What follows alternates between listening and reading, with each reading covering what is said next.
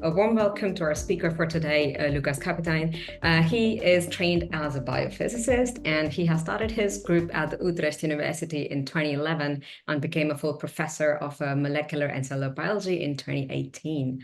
His lab works on elucidation of mechanisms by which cells establish and maintain their shape in intracellular organization, with a special focus on the cytoskeleton. His research has been supported by VENI and VEDI grants from the NWO and the ERC Starter and Consolidator grants from the European Research Council. And with that, we see today that he's going to talk to us about dissecting cellular organization using super resolution microscopy and optogenetics. Thank you, Lukas, for joining us today. And please take it away, and we're looking forward to your talk. Thank you, Asta, for the introduction and also for the invitation to you and Joanna. So as already introduced by Asta, my lab is really interested in understanding the mechanisms by which cells establish their shape and intracellular organization. And we focus a lot on especially neurons, because arguably these are some of the most beautiful cells that we have in our body.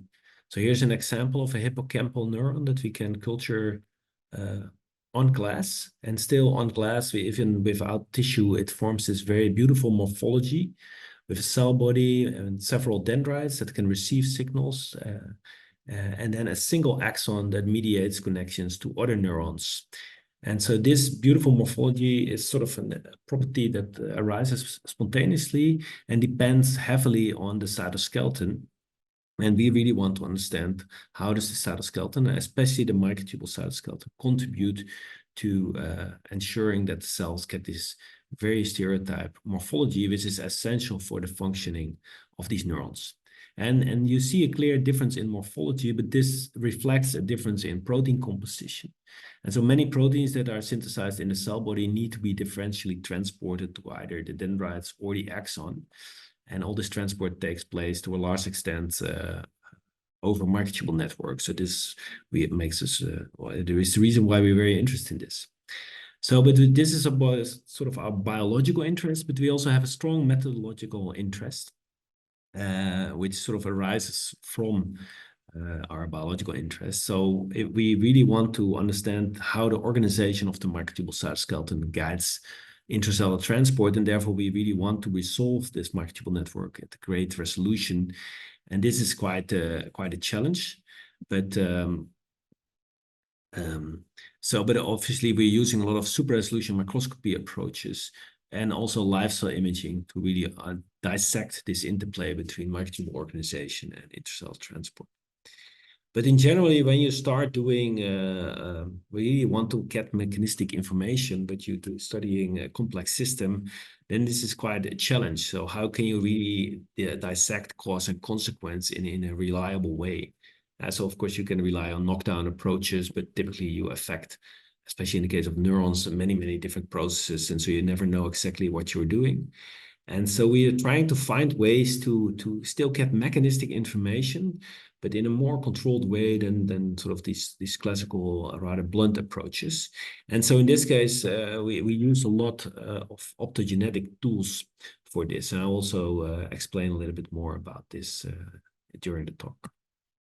So in this seminar, I'll actually cover 3 topics. So first of all, some biological background and discoveries surrounding our central topic, microtubule organization and neuronal transport.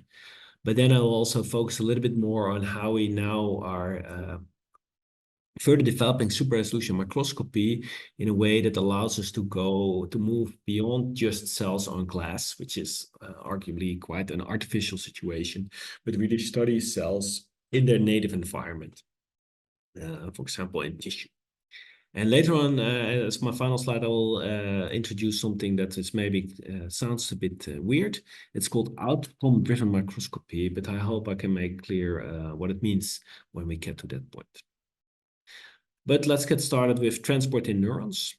So I've already shown you pictures of microtubules, and these microtubules are actually used by molecular motor proteins that can move towards either end of the microtubule. So it's important to know that microtubules assemble from tubulin subunits that are asymmetric, and they assemble head to tail. So it's like a pile of Lego blocks. So the overall microtubule in the end also has an asymmetric structure. And you can assign one to be the minus end and the other the plus end. And the plus end is typically the end that also still grows and shrinks. So microtubules can also be dynamic. So there is a structural polarity, and this is recognized by motor proteins that then move towards the plus end, many kinesins as a whole, many different families of kinesins, and then there are dynein motors that move to the minus end.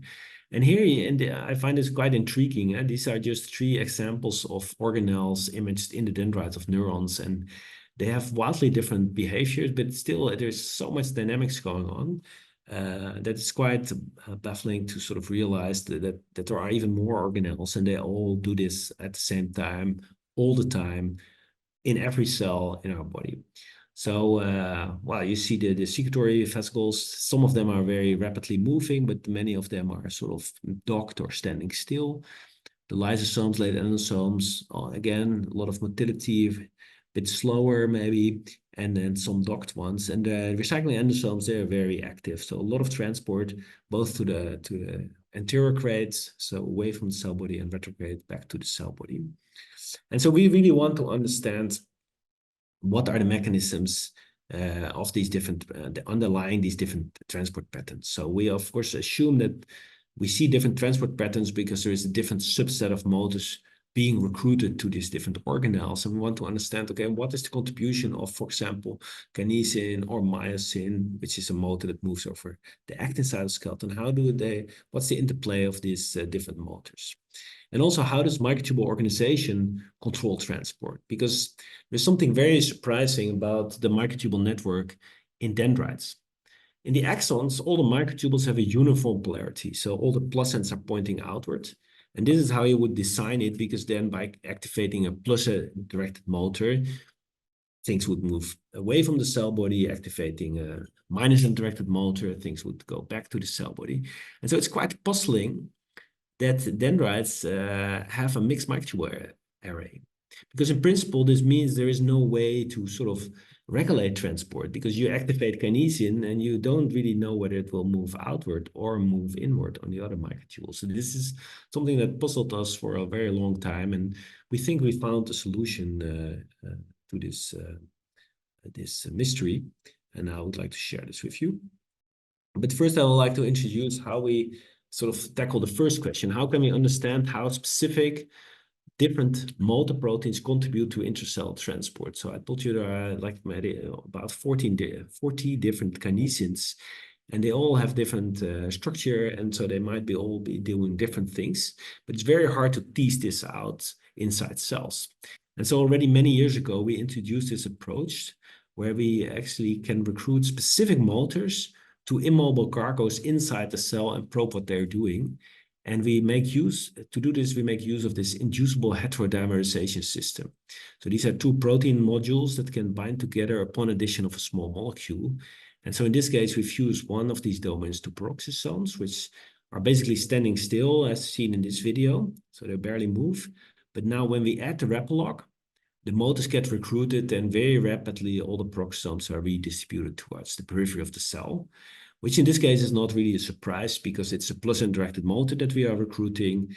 And so we expect everything to move towards the periphery because these cells have a radial microtubule array. A bit more recently, we also did the same experiments, but now with light-induced dimerization. This is one example of optogenetics, where you use photosensitive modules, mostly from plant and algae, and you introduce them into animal cells in order to make certain cell biological processes controllable by light. And in our case, we chose, of course, to control intracellular transport. This was not so complicated. We use a light-inducible heterodimerization system. We fuse again one to the immobile peroxisomes and the other to the motor. And what's important to realize, this motor, we truncate off its normal interaction domain with organelles. So these motors can still move, but they don't interact with cargoes unless we illuminate the cell with light. We give a pulse of light, we recruit the motor, and the organelles start to be redistributed. And unlike the repalog assay, this is nice because now when we stop illuminating, also the transport stops. And in addition, we can also illuminate just very locally and only illuminate one box and then only there trigger transport. So we can really, I think there are many applications for these type of experiments. You can probe what we do, the dynamics of specific motors. You can also now combine these assays and first activate one kinesin, then add a myosin motor to see how it alters the transport patterns. You can also use this to establish custom organelle distributions or to pull organelles away from specific sites and see how it impacts cell biology. And these are all types of projects that we are pursuing, but I will not focus on it too much in this talk. I'll just come back to our first question. How is it possible that certain cargoes are delivered specifically to the axon or to the dendrites? And our hypothesis was that perhaps there are certain kinesins that only move into the axons and other kinesins that only move into the dendrites. And now we have, with this inducible transport assays, we have an assay to test this. And I will just show you the exact outcome of two kinesin motors. These are both plus-directed motors. And as you will see in these videos, the outcome is actually quite different. So when we recruit kinesin 3, two peroxisons in neurons, they drive transport both into the dendrites and into the axon. And what's quite surprising, you cannot see it in this video, but these peroxisons actually accumulate also in the tips of the dendrites. So despite this mixed microtubule network, these motors can still navigate all the way to the end of the dendrite, which is already quite a surprising finding.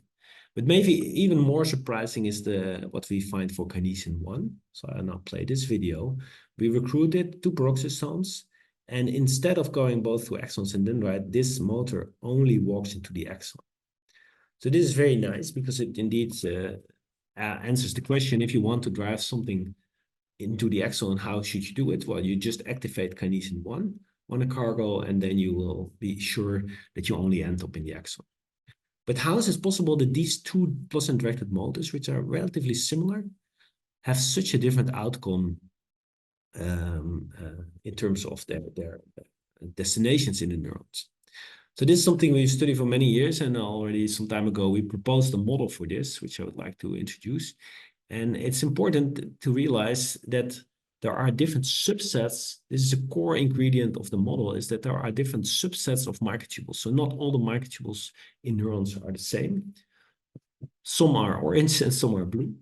And so the second assumption here is that some kinesins only interact with some subsets of microtubules. Now, suppose that that's true. There are subsets of microtubules and some motors only interact with one subset and not the other. Then you can see how this model actually explains what we observed. So we have mixed microtubules in the dendrite, but if it's the case that the minus and out microtubules, the blue ones, are different and recruit different motors, then you can see how one plus-directed motor can be a retrograde motor in the dendrite, whereas other plus-directed motors can be anterograde motors. So this was the model that we, or the hypothesis that we had and that we sought to test. And it's quite a challenging thing to test, because once you start thinking about subset of microtubules, all of a sudden it becomes very, very important to be able to discriminate individual microtubules. Now, the diameter of a microtubule is 25 nanometers, and often you can barely fit one microtubule in between two microtubules based on electron microscopy. And so we need to really have a high resolution of 20 to 30 nanometers in order to really be able to resolve microtubules. So this was a challenge. And then the second challenge is not just resolving microtubules is not enough. We also need to be able to map their orientation. Now, I want to introduce a little bit more about what are these two different subsets that we're looking at, because this becomes important with respect to the markers that we use. I already explained that microtubules have a minus end and a plus end, and also that the plus end is often the site that grows and it shrinks. So many microtubules in normal cells are highly dynamically unstable, so they grow and shrink all the time. Their average lifetime is a couple of minutes. But then what can happen, and which happens a lot in neurons, is that microtubules, after polymerization, they can be modified in all kinds of ways. And there are also many microtubule-associated proteins that can bind to them. And this can prevent them from disassembling. And so there is a subset of microtubules inside cells that is much longer lived. And because they are longer lived, they also have more probability to accumulate more and more modifications. So, for example, acetylation. And then tyrosination is actually not really a modification on microtubules, but it's actually the modification that happens is detyrosination. So when a microtubule just assembles, most tubulins are tyrosinated, and then when they are longer lived, they become detyrosinated. So actually by staining for modifications of the microtubule, we can really identify these two different subsets as illustrated here. So in green, we see the dynamic microtubules that are growing and shrinking, and they are not yet detyrosinated. And then in red, we see the acetylated microtubules. And as you can see from this STAT microscopy image, there are really two different sort of almost orthogonal networks of microtubules within the cell. And as you can also see within the dendrites and the axons, they have a sort of a different spatial distribution, which is sort of consistent with our hypothesis that indeed there is a different organization for these two different subset of microtubules. But of course, the key question now for our model to be correct, we also have a clear prediction of what should be the orientation of the two different subsets, because we know that kinesin 1 is a motor that really exclusively walks over acetylated microtubules, so we expect these microtubules to be minus and out oriented. But the challenge now was to really find a method to map the absolute orientation of microtubules. And this is actually quite difficult. So we were thinking about tracking these end-binding proteins that label growing microtubules, but they only label dynamically unstable microtubules. And maybe long-lived microtubules in neurons don't even grow. And so then by tracking EB, we miss out on them. So instead of doing that, we actually developed a new method, which we called motor paint. And this was actually something that I really liked, because what we managed to do was to fix the cell in such a gentle way that we preserved the microtubule cytoskeleton. Even though the cell is now fixed, it's preserved so well that when we add purified motor proteins to the fixed cell, these motor proteins still walk over these microtubules, as can seen in this video. So now here you see individual kinesin motors that we purified from bacteria and that we added to fixed cells, and they actually still walk over the microtubules. And now we can use the whole toolbox of single molecule localization microscopy to just track all these motors and get a super resolved image. But instead of just having the localization, we also have that directionality, so we can color code each microtubule according to the directionality of the motor. And in this case, we see they are red when the placenta is pointing towards this corner, and blue when they're pointing to this corner, etc., etc. And this is a microtubule array that's been nucleated by a centrosome, and we can really nicely convert that all the minuses are here as expected. When we do it in a regular cell, we see that most microtubules are yellow or red, as expected, because these are all plus ends here. But we also see that there are some microtubules that are, for example, green, meaning that this is actually a minus end and not a plus end, whereas this is truly a plus end. So now we have, for the first time, a method for a whole microtubule array in 3 dimensions to map out the whole microtubule polarity pattern, which is key for guiding motors to specific sets. And so our hypothesis was that the stable microtubules in dendrites are mostly minus and out. And so to test that, we could do a very simple approach. So we just add a drug, nocortisol, that depolymerizes the dynamically unstable microtubules. So we lose the tyrosination staining, but the acylated microtubules are resistant, so they remain. So now we can do motor paint in the control condition, and we find that indeed half of the microtubules are plus and out, half minus and out. But now when we repeat this after depolymerizing the dynamic microtubules, then we see that the stable microtubules are predominantly minus and out oriented. So it's not black and white. There is a clear bias, about 2 to 1 bias, and you can do calculations and show that this is really enough to bias transport all the way either out or into the axon. So this is all the data that we have in support of this model. There are different subsets of microtubules. Different motors prefer different subsets, and because these microtubules have opposite orientation in dendrites, some kinesins are anterograde motors, some kinesins are retrograde motors, and these kinesins cannot, when they are recruit them to cargos in the cell body, they will not enter the dendrite and exclusively enter the axon. So this is already a story that we published some time ago, and then we became, of course, interested to map the microtubule array much better. And we were getting interested in the third dimension. And getting information about the third dimension with super resolution microscopy is quite a challenge. It's possible you can use astigmatism, you can also do 3D stat.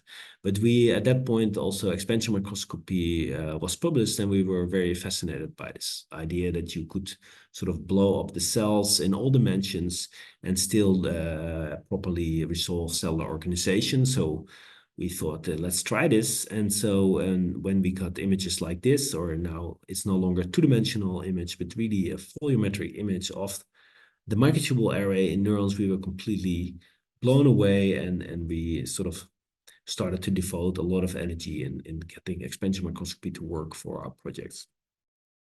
So here's an example where we now image tyrosinated microtubules, acylated microtubules, and a general total tubulin stain of dendrites. And this shows that the organization is consistent with what we saw in 2D, but even richer. So there is really a core of stable microtubules that are surrounded by a shell of dynamic microtubules. And we can now really, in many cases, sort of try to tease out individual microtubules, but not entirely yet, because this is still the 4x classical expansion where we do the labeling before the expansion. But now that we have total tubulin channel, tyrosinated and acylated, the first thing we try is, can we sort of assemble the total tubulin channel by a weighted sum of acetylation and tyrosination? And this was possible and gave us an estimate that about 2/3 of the microtubules in the dendrites are actually stable and 1/3 is dynamic. We want to do a little bit better, so we want to improve our resolution, and an easy way to do it is to cut your gel in pieces and then flip them such that the plane of interest, which is the cross-section of the dendrite, is now in the XY plane of the microscope. And when we do that, we really now can occasionally see microtubules where we are quite certain they are individual microtubules. So we define some criteria to filter out, okay, the green ones are the ones that we are relatively certain that these are individual microtubules. And we detect them in all the channels, and we measure the level of tyrosination on the acylated microtubules. We quantify the level of acetylation on the tyrosinated microtubules, which are barely there. And so this gave us sort of a relative chemical crosstalk between these two microtubule subsets. So we know the extent to which acylated microtubules are tyrosinated and vice versa. And so now we could use the classical tools for spectral and muxing to sort of really tease out the quantitative estimate of the total number of microtubules in the cross-section, because we now know the intensity of individual microtubules. We assume it's sort of the same for the two populations. We can get the quantitative estimate of the total amount of microtubules as well as the amount of acylated and tyrosinated microtubules. And so we get an estimate of 55 microtubules per square micrometer, which is very consistent with estimates based on electron microscopy. But what electron microscopy cannot easily do is to also give estimates of the level of stable versus dynamic microtubules. And again, we find an estimate of about, well, 60–70% of stable microtubules and then 30% of dynamic microtubules. And what's quite amazing is that when we add up the stable plus dynamic microtubules, the acylated plus tyrosinated, we can account for almost all the microtubules. And we know there are also polyglutamylated microtubules. There are many more microtubule modifications, but our data is suggesting that these all occur on the same subset of stable microtubules, and perhaps even define subsets within the acylated microtubules, and this is something we are currently exploring. Well, to summarize this part, I've explained to you the importance of selective transport, and I've introduced our model for how selective transport to axons and dendrites can be achieved despite having mixed orientations in dendrites. We have now quantitative mapping of microtubule networks. And of course, now there are still many questions to be asked.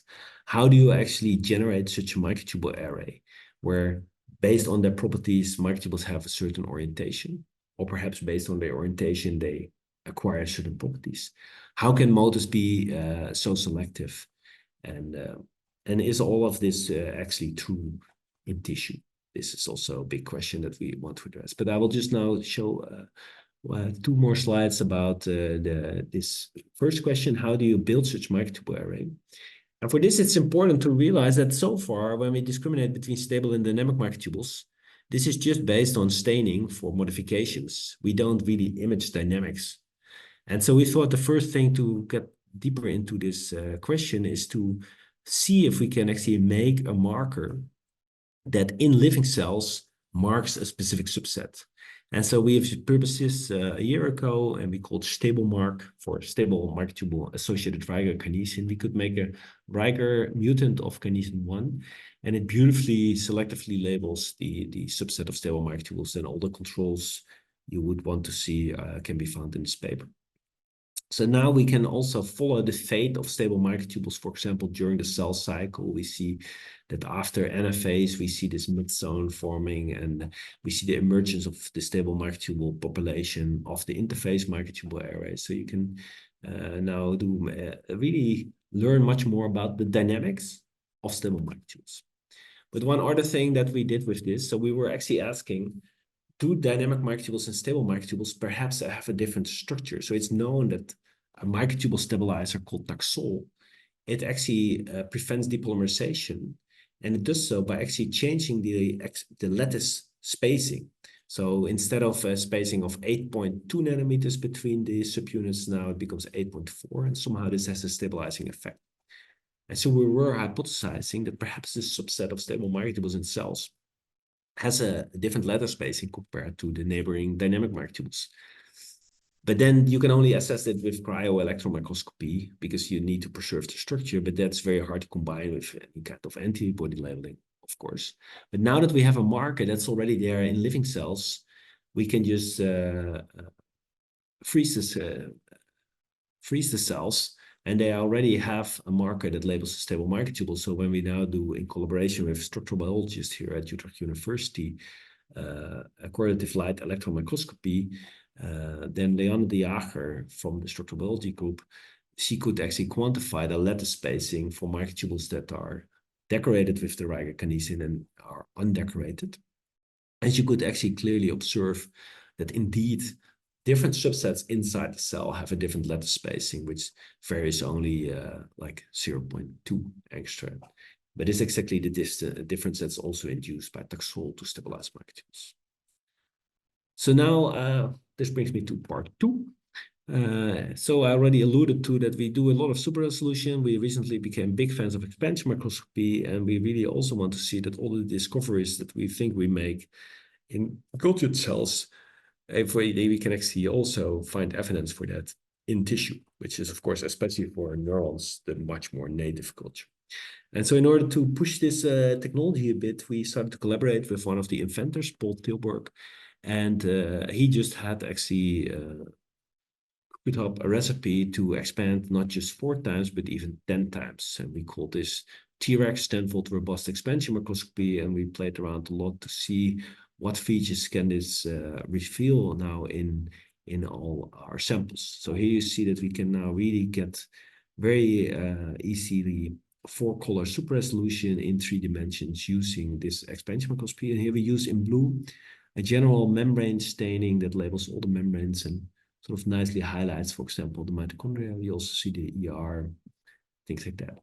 This general membrane stain is in general nice. So here we have a monolayer of Kako cells. So you see this brush border of microvilli that are all 100 nanometers in diameter, and we can really see that they are hollow. And here really having tenfold expansion helps a lot. So here we can nicely see the individual microvilli. Whereas if we add a little bit of salt to shrink back the gel to 4 times expansion, we cannot really distinguish this microvilli brush border. So here really having higher expansion factors really is beneficial. And we also started to play with this general protein stains. And so I think this is quite amazing. This was introduced in the lab of the Pure Staff lab. If you just add fluorophores with NHS groups to your fixed cells, they will label all the lysines, or with maleimide groups, they will label all the cysteines, and you create contrasts that just based on all the proteins. So it starts to look a lot like electron microscopy. And you can see all these nice interdigitations between the different cells, and you see the basal bodies. And you can combine the membrane stain, the general protein stain, and really get all kinds of ultrastructure. And you can render them as if you have made a scanning electron microscopy image, but it's all based on this one stack of confocal microscopy. So it's quite a powerful technique for just ultrastructural mapping as well, if you combine high expansion with general protein and membrane stains. But it's also possible to combine expansion microscopy with selective labeling. I think that's a huge advantage compared to electron microscopy, where, of course, you can do immunocold labeling, but it's always, then you're always happy if you find 2 or 3 cold particles on a given structure.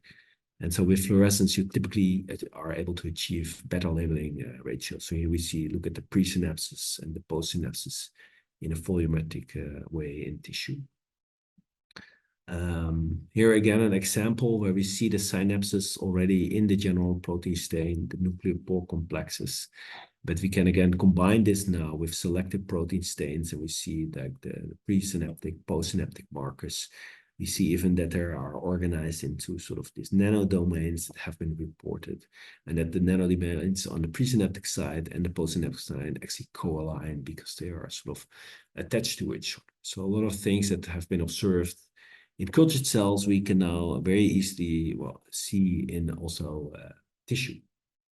Even this very iconic periodic cytoskeleton that was discovered by Xiao Shang using STORM in cultured neurons, actually in the general protein stain, you can already directly visualize this spacing, this pattern that is spaced of about 180 nanometers. So I'm very positive about expansion microscopy, but whenever I present it, of course, people are skeptic and think, okay, how exactly do you know what's the correct expansion factor, and how can you tell that there are no artifacts? How can you be sure that the expansion is isotropic?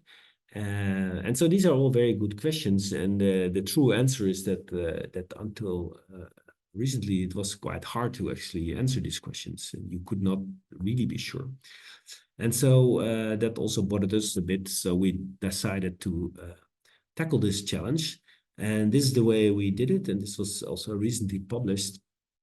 So here this works for cultured cells on glass. So instead of culturing just on bare glass, we make glass cover slips with a protein coating that has been patterned by UV lithography and then coated with another protein to get a homogeneous coating. But the fluorescent protein is patterned in a very stereotype grid-like pattern that we know exactly the spacing of. We can set the spacing and we can set the color. So we have a reference grid. And the way expansion microscopy works is you tether all the proteins to the gel. And then before you expand, you digest most of the proteins away. And so that will give you unrestrained expansion while still preserving all these fluorescent peptides that are anchored to the gel. So since these are also proteins, the grid is made from proteins, they will also be processed as if they were part of the cell. So they will be embedded in the gel and they will also be expanded. And so now they will actually report on all the deformations that occur during expansion. And you can see this is actually the grid that after expansion, and it's quite non-isotropic. So you see here the expansion factor is much higher than here, and here there is also deformation, so they are no longer square.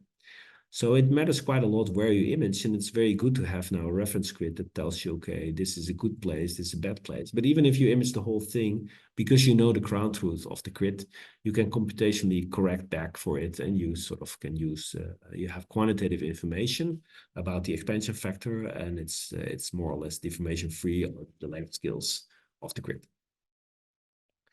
So here's an example that we can also actually print the protein pattern on top of tissue samples. And so therefore now also in tissue, we can map deformations and correct deformations. And this video also nicely illustrates the power of expansion microscopy and really bridging skills. So this is almost a quarter of a mouse brain slice. And then we zoom in, we see all the blood vessels. We can scan, it's volumetric. And now we can zoom in even more, and we start to see really the ultrastructure and like the two membranes of this blood vessel. So But now, so we call this approach gel map because it gives you really a quantitative map of the cell, and it will also map the deformations. But also one interesting use for it that we now are actually using quite a lot. We would often like to do live cell imaging and then follow it up with expansion microscopy to see exactly the structure a little bit more better.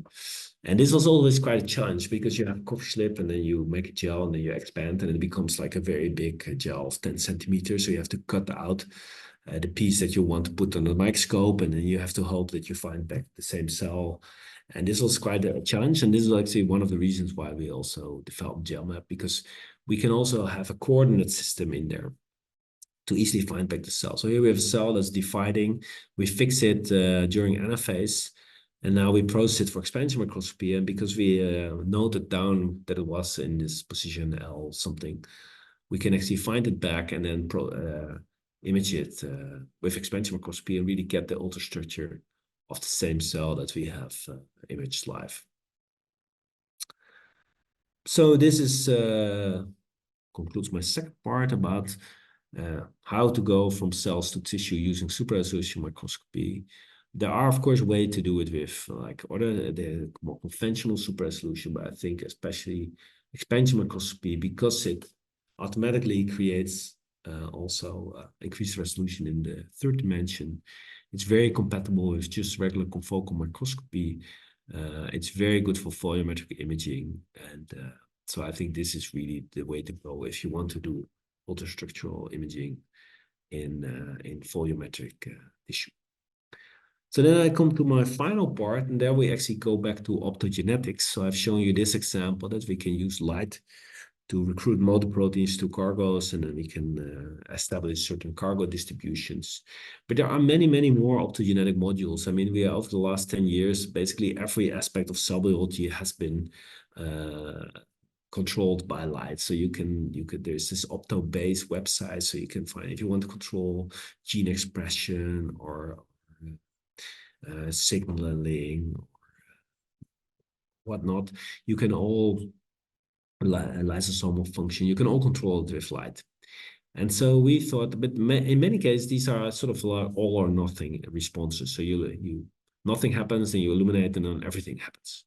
Here's one example. So here we control nuclear export. This is a tool from the Barbara Di Ventura. It's called Lexi. So it is a sort of a caged nuclear export signal fused to a nuclear localization signal. So in the dark, the construct is in the nucleus. But then when we expose the blue light, this becomes uncaged. And then the construct will exit the nucleus and emerge in the cytosol.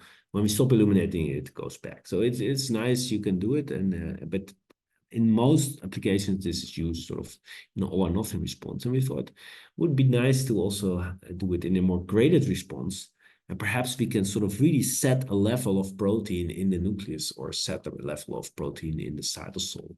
And we thought that actually maybe for many optogenetics tools, it would be very nice if we can really achieve sort of a certain desired endpoint. And that's why we call this outcome-driven microscopy. And to us, this is sort of a part of smart microscopy. So smart microscopy is, of course, already around for quite some time, that you sort of automatically let the microscope optimize its imaging conditions. For example, you want to image mitosis. Well, it's a rare event. So you first image at low frame rates, but then when the cell detects it, or the microscope detects that the cell's going into mitosis, then you automatically changes the frame rate.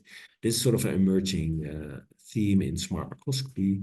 It requires that you do imaging, and then you do, while you're imaging, on-the-fly analysis, which you use to then adapt the microscope settings.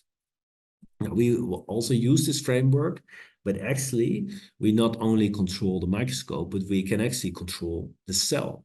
So we can tell the cell to start doing something else because maybe we didn't like what it was doing, or maybe what it was doing was not bringing us to the desired end goal of the experiments. And that's why we call this outcome-driven microscopy. And so instead of just adapting the settings of the microscope, we actually adapt the settings with which we stimulate the cellular behavior. the optogenetics. And here's one example which makes me quite happy. So we use the Lexi construct. So it's normally in the nucleus, but we say, okay, now we want to have a 1-to-1 ratio between nucleus and cytosol. And you see that the microscope, and then we gave it the task to go from 1 to 1.5 to 2 to 1.75. And then we went away, and the microscope sort of figured out the right stimulation protocol to sort of reach quite closely level 1, 1.5, 1.2. And you see the classical problem with many feedback systems that are on the PID control, so that there is always an overshoot and oscillations. So if you're under the shower and you want a little bit more, you want the water to be hotter, you add hot water and it becomes too hot. So you add a little bit of cold, it becomes too cold. So this overshoot problem is sort of classic, and we are also collaborating with control experts in control theory to sort of really achieve the best parameters and best ways to reach very robust control levels. We also now want to combine this with fluorescence correlation spectroscopy to really calibrate it, not as a ratio, but really as like a true concentration, so that we can actually do now titration experiments in the cell and do biochemistry in a living cell. So this is what we are currently establishing. Yeah, one other example before I conclude of outcome-driven microscopy. So here we use optogenetic guidance of cell motility. So this is a system from the lab from Utrecht University, where by illuminating cell with blue lights, we trigger the recruitment of TM to the plasma membrane, which then activates BRAC1, which is the driver of actin polymerization and leading edge protrusion and directional cell migration. So when you illuminate it on one side of the cell will actually start moving in that direction. But then we thought, okay, maybe we can just draw some path, like a circle, and build some form of scripting so that the microscope by itself can control cellular motility. And this was actually worked quite nicely. So we can really nicely guide the cell to walk in a circle. It takes about 2 hours. So we were not standing next to the microscope. This was overnight. So it continued for a second round, for a third round, for a fourth round, and then a fifth round. And I think then we stopped. It was the next day, and we stopped the experiment. And so this is very nice. So this is now not modulating the intensity, but modulating the spatial positioning of the light source based on the morphology of the cell and its position on the desired track. And this works for circles, also works for squares. And here, this is now sort of playing around to see how robust is this. But of course, the next goal is to guide T cells, to see if we can direct them to certain targets and to see if we can guide cells in a very robust way in a multicellular context. So with this, I would like to conclude. So I've talked a little bit about the microtubule organization and neuronal transport and how we use super resolution to really dissect the interplay between the two, and now have a model for why certain motors can only go to axons, others to axons and dendrites. I explained what we are doing to really bridge from cells on the cover slip to cells in tissue, and the role that expansion microscopy and also deformation mapping plays in that.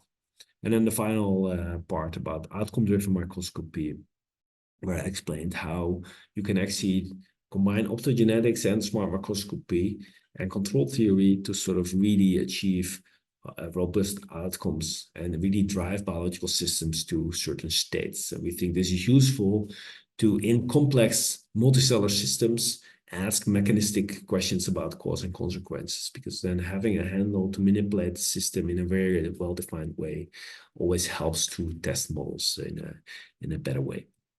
So this I would like to conclude. I've highlighted the work of many people in the lab that did all the experiments that I showed, and also the collaborators, Paul Tilburg on expansion microscopy, Stuart and Friedrich on the structural biology, and Carlos Smit in Delft about the control theory. And with this I would like to conclude, and I'm happy to answer your questions.